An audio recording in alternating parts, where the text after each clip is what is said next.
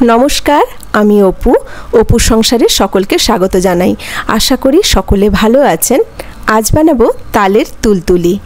नामटा शुने एकटु केमन मने हच्छे, आसले एटा बाड़ीते बानिয়েছিলাম আর বাচ্চারা খেয়ে বলে মা একদম তুলোর মতো তুলতুল করছে, আর সেই কারণেই নাম দিয়ে দিয়েছি তুলতুলি। আর শুধু নরম নয়, স্বাদেও অসাধারণ। তো চলুন একবার রেসিপিটা চটপট করে দেখে নিই।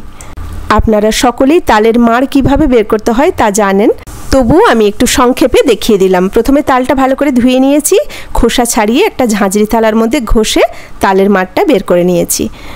এবার একটা বড় সাইজের পাত্র নিয়েছি, ওর মধ্যে প্রথমে দিয়ে দিলাম 1 বাটি চালের গুঁড়ো, ওর মধ্যে দিলাম 1/2 বাটি ময়দা, এখন দিয়ে দিচ্ছি 1/2 বাটি চিনি। মিষ্টিটা আপনাদের স্বাদ অনুযায়ী একটু কম বেশি করতে পারেন। এরপর দিয়েছি গুঁড়ো দুধ, আমি 10 টাকার যে গুঁড়ো দুধের পাউচগুলো ওটা একটাই দিয়েছি। আর 1 বাটি তালের মাড় দিয়েছি, আর দুধ দিয়েছি 1/2 বাটি। দুধটা কিন্তু ঠান্ডা, ফোটানো হয়ে ঠান্ডা করা আছে দুধটা। এখন এগুলো সব ভালো করে একটু মেখে নেব, চাইলে হাত দিয়েও মাখতে পারেন। আচ্ছা, এই ব্যাটারটা মাখতে দুধ কিন্তু আমার লেগেছে 1.5 বাটি, তবে সবটা দুধ একসাথে দিয়ে দিইনি, আমি অল্প অল্প করে দুধ দিয়ে ব্যাটারটা মাখছি।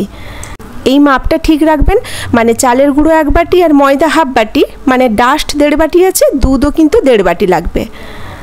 1.5 বাটি দুধ আমি অল্প অল্প করে দিচ্ছি আর ব্যাটারটা তৈরি করছি। এই মাখার কাজটা কিন্তু একটু সময় নিয়ে করতে হবে।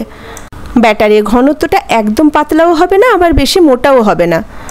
আমরা তালের বড়া বানানোর জন্য যে ব্যাটারটা বানাই, ওই ব্যাটারের যে ঘনত্ব থাকে তার থেকে কিন্তু পাতলা হবে। মানে এটা হাত দিয়ে তুলে বানাতে পারবেন না, হাতা দিয়ে বানাতে হবে। ব্যাটারটা কিন্তু ওই রকমই থাকবে। আমি প্রায় 10 মিনিট ধরে ব্যাটারটা মেখেছি, একটু বেশি সময় ধরে মাখবেন যেন ব্যাটারটা একদম স্মুথ হয়। এবার এটা আমি ঢাকনা দিয়ে 15-20 মিনিটের জন্য রেখে দিয়েছি। প্রায় 15 মিনিট পরে ঢাকনা তুলে ব্যাটারটা আমি আরও একটু ভালো করে মাখিয়ে নেব। যে চিনিটা দিয়েছিলাম চিনিটাও ভালো করে গলে যাবে। এই যে দেখুন ব্যাটারের ঘনত্বটা ঠিক এই রকমই পাতলা হবে। এবার কড়াইতে তেলটা গরম করে নিয়েছি, তবে একদম গরম তেলে কিন্তু এটা ছাড়বেন না। তেলটা ভালো করে গরম হয়ে গেলে গ্যাসের ফ্লেমটা একদম কমিয়ে দেবেন, লো করে দেবেন। তারপর ব্যাটারটা দিয়ে সময় ধরে একটু উল্টে পাল্টে লাল লাল করে ভেজে তুলে নেবেন। এই তালের সিজনে একবার অন্তত বানিয়ে খাবেন, স্বাদ কিন্তু জিভে লেগে থাকবে।